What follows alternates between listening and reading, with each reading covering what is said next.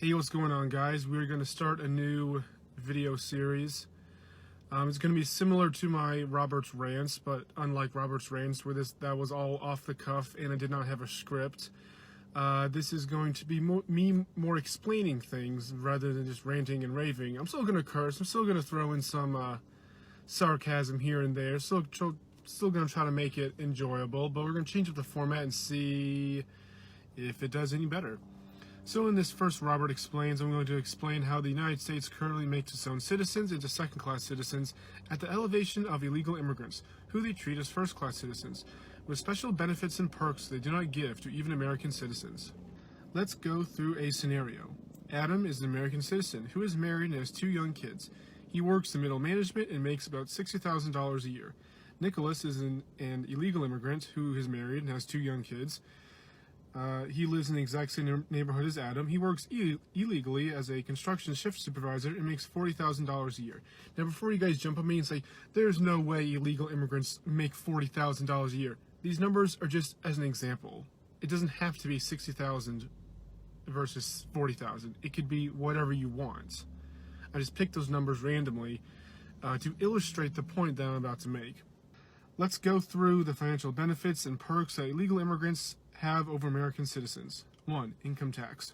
Illegal immigrants work in the black market. Their income is not taxed at all. They get the massive privilege that American citizens can only dream of. Income taxes are a huge burden on Americans. They stifle investments. If you weren't taxed as much, you would have the opportunity to invest it or save it. It lowers your quality of life. You will be able to buy less things. Your budget is tighter. As head of household, Adam is taxed at 22% of his income, which comes out to be $13,200 a year. Nicholas pays nothing in income tax. This is a huge privilege, a huge benefit. I could only dream of not being taxed at all on my income. People's lives so difficult when they have to pay 10, 20, 30, 40, 50, 60% of everything they make to the government. You can't save money you don't have. You can't buy things with money you don't have. That overall lowers your quality of life. So now, Adam is bringing home $46,800. Nicholas is still bringing home $40,000. He ain't taxed at all. Adam went down from $60,000 to $46,800. Adam! Just through this one tax alone, we can see how much harder Americans have to work just to bring home a bit more money than illegal immigrants, even though Adam makes $20,000 a year more than Nicholas on paper. But wait, there's more. But wait! There's more! Medicaid tax. Again, working in the black market, Nicholas avoids paying the Medicaid tax, which is 1.45% of an income. So Adam pays $870 a year for that. Adam is now bringing home $45,730 a year. Nicholas is still bringing home $40,000. But wait, there's more. Billy Mays, who's gay? But wait, according to the U.S. government, Nicholas makes no money at all. He is unemployed. His job is off the radar. Anything that they can see, he is in poverty. On paper, he makes nothing. Therefore, his family can qualify for Medicaid, saving him thousands of dollars every year. Adam does not give us privilege. In fact, he has to pay into Medicaid so Nicholas can use it. This is just one of the many situations in which Americans pay into programs that illegal immigrants use, yet these illegal immigrants didn't pay into. They use it for free, a huge, massive privilege. This is what people are talking about when they talk about illegal immigrants using social services they don't pay into, and Americans have to subsidize that because a lot of Americans pay into these services that they never use. If you make a decent amount of money as an American, you will never use Medicaid, ever. That's for poor people. So you are paying into this program, you are forced to pay into this program that you will never ever use, and this person who will use it for a long period of time never pays into it. How is that fair? How is that not a tier caste system? How is that not a massive privilege? How is that not any of the above? We're just getting started. Social Security tax is 12.4%, but employees pay half of that. The employer pays the other half. So really, as an employee, you only pay 6.2%. So Adam has to pay $3,720 a year in Social Security. Nicholas has to pay nothing. So now Adam is bringing home $42,010 a year, and Nicholas is bringing home still $40,000.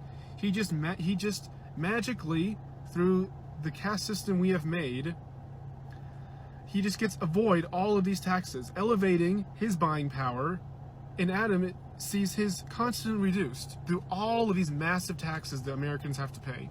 Not only that, but Nicholas has the privileged opportunity to save his income from retirement however he wants to in the private market. Adam can do this too, however he can't do it with the $3,270 as he's taken for Social Security. Nicholas can invest that same $3,270 in the private market and make much better return on that money. Don't think illegal immigrants can invest money? Think again. There's a whole microeconomy in the U.S., an entire black market ranging from everything to law schools, grocery stores, car mechanics, banks, electronic stores, etc., in which only illegal immigrants can use. It's in their communities, only accessible to them. They will not let a white American use these services, which are tax-free and off the books. No, this is a privilege only granted to legal immigrants. Number 4, retirement fund. While employees can choose how much of a percentage their employer takes out in a range, they do not have the option to make it 0% of their income and keep it for themselves, and save for retirement how they see fit. Only illegal immigrants get that privilege. The range varies wildly depending on the employer, but usually it is in the 3, 4, 5% range. Let's just say that Adam happens to get it down to 2.5% because that's the lowest percentage he can get.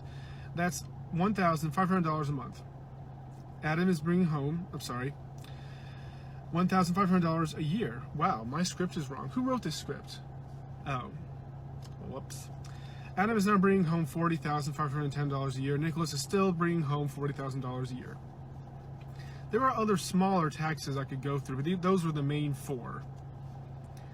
I wanted to illustrate to show the point on how unfair it is for American citizens versus illegal immigrants when it comes to taxes. Even though Adam makes $20,000 more than Nicholas, through all the taxes that illegal immigrants are allowed to bypass, his income is brought down to within the $510 of Nicholas's. This is our reward, the American citizens' reward for following the rules. We are penalized again and again and again, where illegal immigrants are not. With Democrats supporting sanctuary cities and open borders, they are allowing this 2-tier caste system to flourish in this country. This is not an isolated problem, as America has many as 32 million illegal immigrants in this country. It's not like the United States is cracking down on illegal immigrants the best they can, and only a few are still getting away and prospering in the black market. You can never get rid of all illegal immigration in black markets. It's just too big of a country for you to do that. The border can never be 100% efficient, but leaders should be trying to get it to 100% efficiency. But they're not. In fact, they're doing exactly the opposite. They are encouraging, supporting, financing these safe havens for illegal immigrants to cash in on the privileges. Democrats are constantly whining about how they want open borders are racist, Medicaid for all, etc. They are doing whatever they can to pamper their first-class caste that they created at the expense of ordinary American citizens who are just working, surviving, and minding their own business. Illegal immigrants are a protected class in this country because they are immune to incredibly burdensome taxes that make American citizens' lives very difficult. They get to benefit from social programs that they don't pay into, effectively leeching off the system. The biggest privilege is wealth privilege, and this is a whopping amount of privilege. This creates resentment for American citizens against illegal immigrants, as they always have to work harder, more hours, more promotions to make the same amount of money an illegal immigrant does. Resentment for being forced to pay into programs that illegal immigrants use, but they do not pay into. Illegal immigrants will have a better standard of living versus American citizens if they, on paper, make the same amount of money.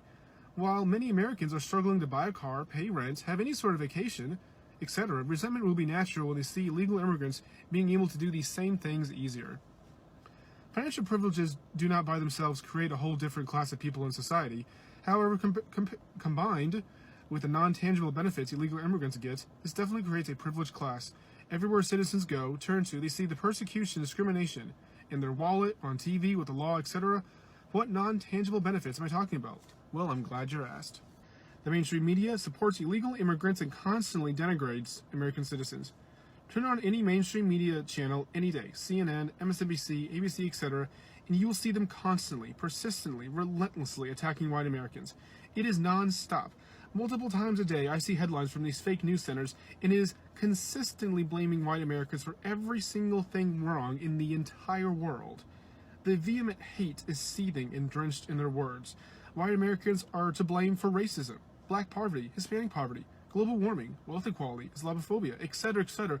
It just goes on and on and on. White Americans feel attacked in their own country simply for existing. They blame white Americans for racism like they're the only ones that are being racist nowadays. No black person is ever being racist right now. No Hispanic person is ever being racist. White Americans never ever feel the negative consequences of a minority being racist towards them. No, That never happens. It's only white people being racist. This is what is pushed in the mainstream media every single day. It is nauseating, nonstop, literally 24/7 news. It's just on constant stream. They brainwash people. That's all people hear. The people who listen to mainstream media, they hear it several times a day, every single day, and subconsciously, it makes them believe that. CNN never shows black people beating up white people because they're white, screaming, "You white cracker, fuck you," etc., etc. They never, ever see that. All they see is the rare instances of white people beating up black people because they're black. Contrast this to how the same media treats illegal immigrants, like darling angels that literally do nothing wrong. None of them are criminals, and if you say so, you're a racist. No, they are simply all good-hearted and well-meaning people who are simply only looking for a better life. They aren't seeking to leech off social services they don't pay into, live in protected neighborhoods from police they don't fund. No, they're just coming here to work. That's it. No other reason. Case closed. If you say anything else on the contrary, you are a racist. Now, while this description does fit some illegal immigrants, it does not fit all. It's disingenuous to say so. It's brushing crimes committed by illegal immigrants, and illegal immigrants commit a fuck ton of crimes. Don't let the mainstream media fake news narrative lie that illegal immigrants commit less crimes than natives. That is 100% wrong. Fake news, fake data, lies. As shown in this data, taken from the Government Accountability Office, that's the federal government itself, by the way, not Breitbart or Fox News, if you want to decry this as right-wing propaganda, fake news. No, it's coming from the office itself. Under Obama, I might add, we can see that illegal immigrants commit a disproportionate amount of crime when taking in the population size in the U.S. But the mainstream media doesn't say anything about this. No, they just show doctored pictures of helpless women being gassed by ICE. They never talk about MS-13 kidnapping and murdering people. No, Nancy Pelosi loves those people, apparently. Number 2. The government simply lets illegal immigrants go after they commit a crime, or just deports them whenever they're free to do whatever, instead of jailing them like they do when American citizens commit the exact same crime. This is a two-tiered judicial caste system in the United States. If you commit murder in the United States as an American citizen, you are put behind bars for several years, decades, or even life, depending on the circumstance. It varies wildly. If you're an illegal immigrant, you are simply deported back to your home country, in which case you simply illegal immigrate back to the United States, and you're back free as can be. It's a minor temporary inconvenience, a much lighter sentence than 20-plus years behind bars or life in prison. Sometimes we catch illegal immigrants and deported 3, 4, 5-plus times. The catch and release policy obviously doesn't work, as illegal immigrants simply come back into the U.S. again to commit more crime.